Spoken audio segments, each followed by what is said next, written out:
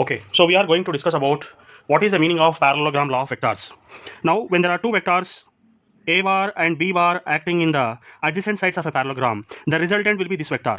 The resultant will be this vector r here. So where we are going to apply this type of concepts here? Let us see. I am taking one bow. I am taking one bow. You know there is one string attached to the bow here. So when you pull the string because of an arrow connected to this, there is one arrow which is there present here, and you are pulling the string backwards. You are pulling the string backwards by keeping the arrow inside. Then what you are going to get, let us see here now.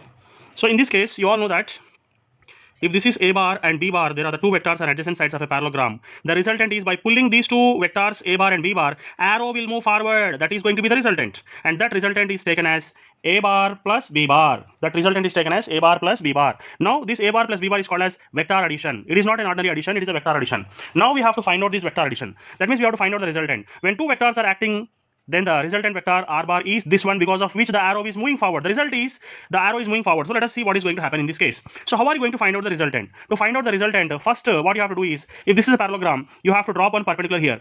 So you have to drop one perpendicular here, and you have to extend this. And this is going to be Pn and this is going to be Sn. See, this is angle theta, this is angle theta, these are called as corresponding angles. And this is alpha, which is nothing but the angle made by the resultant with the vector a bar. This is called as resultant angle. Angle made by the resultant with the vector a bar. Now you have to find out what is r. How are you going to find out the r here? Now let us consider a triangle. A triangle, if you consider triangle, if this is considered as PSQR, let us imagine. So I am considering now triangle QSN. If you consider triangle QSN, what is going to happen? Let us see. This is a right angle triangle. So you can write QS square is equal to QN square plus SN square. So this is the hypotenuse of a right angle triangle, and this is adjacent side, this is an opposite side. So this is going to be Qn square from here to here, and Sn square you can take here. So this is Pythagoras theorem application. What is the Qs square here? Now Qs you write like that only, after that we can substitute here. What is Qn? Qn can be written as Qp plus Pn whole square, and Sn, this is Sn, you write like that only, Sn whole square. First let us find out what is Pn and what is Sn. So to find out Pn, what you will do is you just apply here what is cos theta. Cos theta is nothing but Pn by PS, hypotenuse is PS, okay, and you know PS is nothing but B, so PS is nothing but B here, so you can write cos theta is equal to PS by B here. So what is cos theta is equal to adjacent side Pn by hypotenuse PS. So PS, you know, it is B, so you can write here now Pn is equal to B cos theta. So we got the value of Pn, which is taken as B cos theta. Now you have to find out Sn. How will you find out Sn? You just write sin theta. Sin theta is nothing but opposite side, that is Sn by hypotenuse PS. Sn by PS, hypotenuse. So what will you get now? Sin theta is equal to what is Sn here in this case? Sn is nothing but opposite side, which we don't know. So you have to find out Sn. And PS is already known to you, that is going to be B here. This implies that Sn is equal to B sin theta. Sn is equal to B sin theta. We got the values of P and Sn, which are not known to us. So these two values already we got now. This is going to be B cos theta, this is going to be B sin theta. Okay, this is going to be B sin theta here. So we got the values now. Now we can apply this concept in the case of Pythagoras theorem, which is written here. You just see here. So Qs square is equal to Qp square plus Pn square. You can write like this.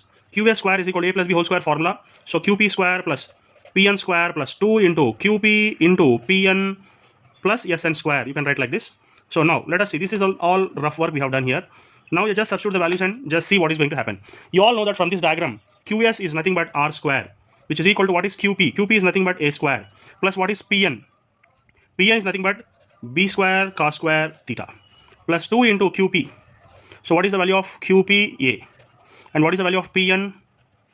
B cos theta. Pn is nothing but B cos theta, plus Sn square. So Sn means B sin theta, which is present here. So you can write B square sin square theta here. So if you see these two values here, B cos square theta, B square sin square theta, B square cos square theta, B square sin square theta. Take these terms to one side, then we'll get how much. Let us see. So R square is equal to A square plus B square. If you common out cos square theta plus this sin square theta will come here. Okay, after that it will be 2AB cos theta. So cos square theta plus sin square theta is 1. You already know. So R can be taken as square root of A square plus B square. This is already 1. And this is going to be 2AB cos theta. So this is the formula to find out the resultant here in the case of parallelogram law, which we got resultant as A square plus B square plus 2AB cos theta. Now we will find out what is this alpha here. That means the direction of the resultant we have to find out. How are you going to find out the direction of the resultant? So whatever you got here, this is the resultant. You got resultant now. Now our aim is to find out what is the direction of the resultant. So direction of the resultant you have to find out. So how are we going to find out the direction of the resultant? You just see here now. So if you want to find out the direction of the resultant, just you do one thing here. If you observe this diagram here, you just do tan alpha.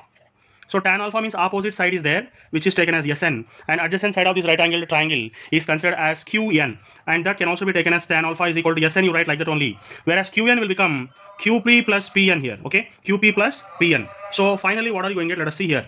So let us see what are we going to get. So what is Sn here according to the diagram? You all know that Sn is nothing but B sin theta.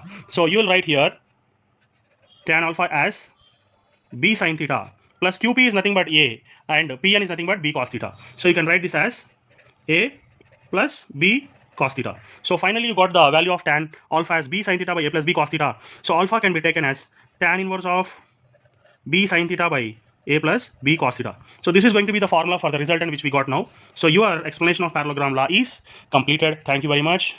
Have a nice day. All the best.